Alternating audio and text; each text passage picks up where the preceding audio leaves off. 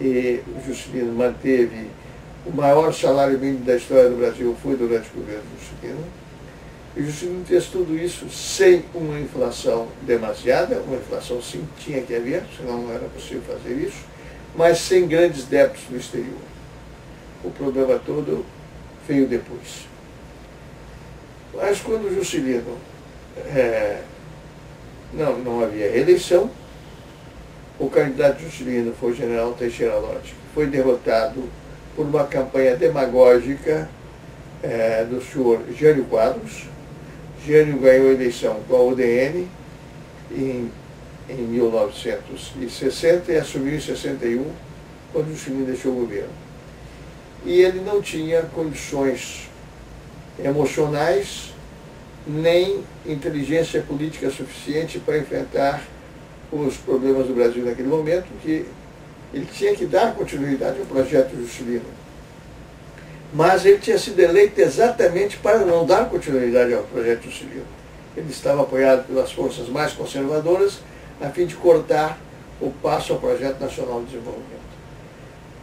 Tentou um golpe, o golpe foi frustrado, ele deixou o governo em 25 de agosto, sinal no dia do soldado, em 25 de agosto de 1961, e o Brasil entrou num processo um pouco complicado, porque tentaram impedir a posse, já naquele momento, do senhor João Goulart, que era o vice-presidente eleito e que tinha que assumir.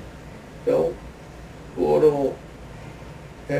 se articularam todas as forças conservadoras e reacionárias com o apoio norte-americano e se tentou aí impedir a posse de Jango.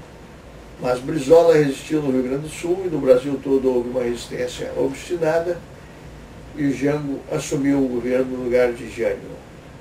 E deu prosseguimento, começou a dar prosseguimento ao projeto de desenvolvimento que vinha desde Juscelino. Naquele momento era necessário que se ousasse um pouco mais no problema da distribuição de renda. E foi o que tentou fazer Jango com a reforma agrária e tentando também a reforma bancária, porque o Brasil sempre foi prisioneiro dos bancos.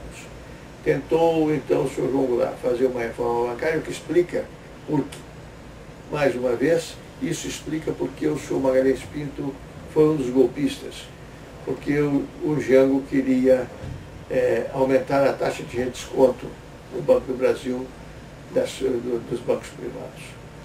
Então, com tudo isso, os militares brasileiros, insuflados pelos norte-americanos, que tinham aqui um dos seus melhores quadros, que era o general Vernon Walters, estava comandante militar, os americanos, com a ajuda dos militares brasileiros, sobretudo com o senhor Castelo Branco, que era um americanófilo, era um homem que havia lutado na Itália ao lado dos americanos e adorava os americanos, foi então que, com o apoio do senhor Magalhães Pinto e do senhor Adhemar de Barros, ambos governadores dos maiores estados brasileiros, e das suas corporações militares, das suas polícias militares, foi possível o golpe de 31 de março, de 1º de abril de 64. Houve sempre uma preocupação estratégica dos Estados Unidos em quebrar as pernas do Brasil. Os Estados Unidos sempre, desde o início do século XIX, que eles perceberam que o Brasil viria a ser o grande rival deles no hemisfério ocidental, ou seja, nas Américas. E por isso tentaram várias vezes tutelar o Brasil. E chegaram mesmo a tentar uma tentativa de penetração no território brasileiro por via da Bolívia, com o Bolivian Syndicate, que nós tivemos que reagir a isso com armas na mão, com plástico de Castro, e com isso nós reconquistamos o território do Acre. Mas, em 64, eles acharam que era o momento preciso, que eles não podiam deixar passar Não podiam deixar que o governo Jango fizesse as reformas de base que pretendia.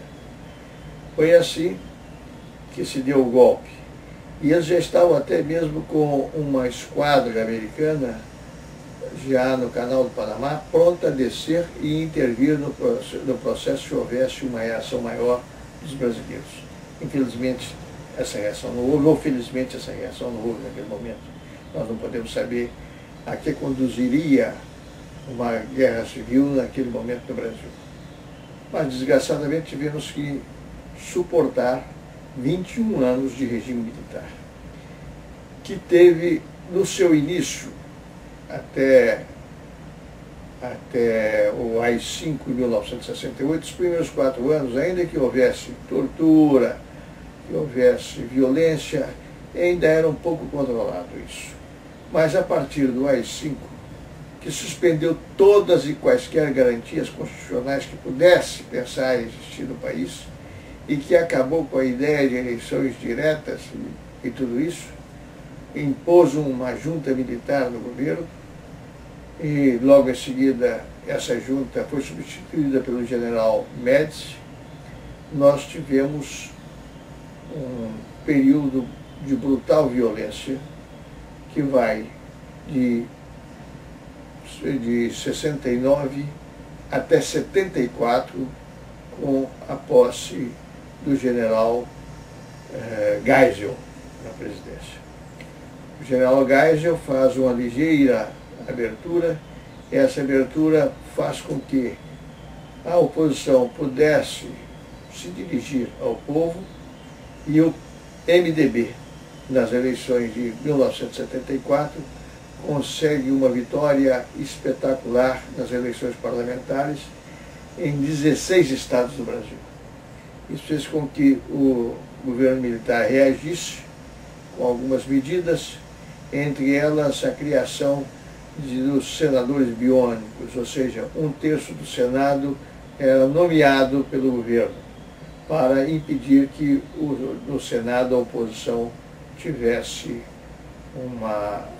uma maioria que seria quase que absoluta.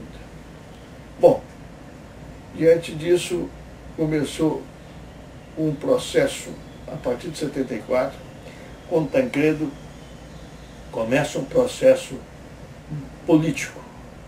Esse processo é baseado na ideia de Tancredo de que era inviável a luta armada e só era possível uma luta política, que criasse uma força de centro de tal maneira poderosa que expelisse para um lado e para o outro a extrema esquerda e a extrema direita. E assim se fez. Tancredo conseguiu criar essa força de centro. E, por outro lado, a ditadura já se encontrava muito desgastada. Em 75,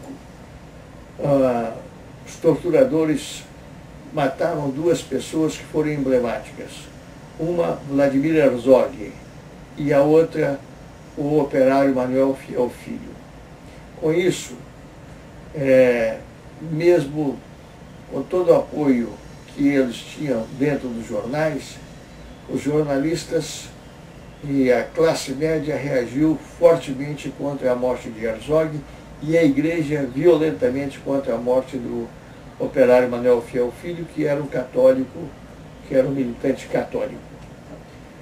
E foi assim que Geisel se viu compelido a demitir o general Edinardo Melo, de São Paulo, que era responsável pela repressão em São Paulo.